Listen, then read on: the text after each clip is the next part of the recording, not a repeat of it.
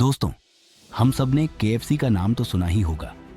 लाल सफेद लोगों पर मुस्कुराते हुए सफेद बालों वाले अंकल, यही हैं कर्नल हरलैंड सैंडर्स, जिन्होंने पूरी दुनिया को अपनी स्पेशल फ्राइड चिकन रेसिपी का दीवाना बना दिया।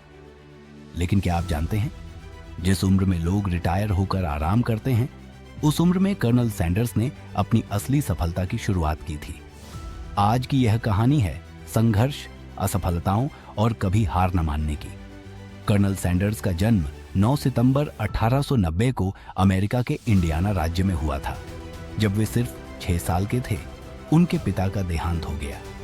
मां घर चलाने के लिए नौकरी करने लगी और छोटे से हरलैंड पर जिम्मेदारी आ गई कि वह अपने छोटे भाई बहनों को संभाले और उनके लिए खाना बनाए। इसी दौरान उन्होंने खाना बनाना सीखा, लेकिन कौन जानता था कि यही हुनर आगे चलकर पूरी दुनिया में उनका नाम बना देगा। सैंडर्स पढ़ाई में ज्यादा अच्छे नहीं थे। सिर्फ 7वीं कक्षा तक पढ़कर उन्होंने स्कूल छोड़ दिया। इसके बाद उन्होंने तरह तरह की नौकरियां की, खेत में काम किया, ट्राम चलाया, रेलवे में फायरमैन बने, इंश्योरेंस बेचने लगे। लेकिन हर जगह से उन्हें या तो निकाल दिया गया या खुद छोड़ना पड़ा। उनका जीवन असफलताओं से भरा हुआ था। सैंडर्स ने दूसरी शादी के बाद एक छोटे से पेट्रोल पंप पर काम करना शुरू किया। लेकिन पेट्रोल पंप पर आने वाले ग्राहकों को वे सिर्फ तेल ही नहीं बेचते थे, बल्कि अपने हाथ का बना हुआ खाना भी खिलाते थे। धीरे धीरे लोगों को उनका चिकन बहुत पसंद आने लगा। उन्होंने अपनी रसोई में 11 हर्ब्स और स्पाइसेस मिलाकर एक ऐसा खास स्वाद तैयार किया जो लोगों के दिल में उतर गया। उन्होंने एक छोटा रेस्टोरेंट खोला। कारोबार चलने लगा, लेकिन अचानक एक सड़क निर्माण परियोजना के कारण उनका रेस्टोरेंट बंद हो गया। अब उनके पास कुछ भी नहीं बचा। सोचिए, इस उम्र तक उन्हें सिर्फ असफलताएं ही मिली थीं, लेकिन सैंडर्स ने हार नहीं मानी।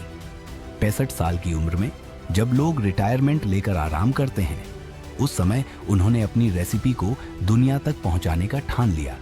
वे अपनी कार में बैठकर शहर शहर घूमते, छोटे छोटे होटल और रेस्टोरेंट मालिकों को अपनी चिकन रेसिपी ऑफर करते। शुरुआत में 1009 बार उन्हें रिजेक्ट कर दिया गया। हाँ, आपने सही सुना, 1009 बार असफलता। लेकिन 10वीं बार एक रेस्टोरेंट ने उनकी रेसिपी को अपनाया और वहीं से केएफसी की असली शुरुआत हुई। धीरे धीरे उनका फ्रेंचाइजी मॉडल फैलने लगा।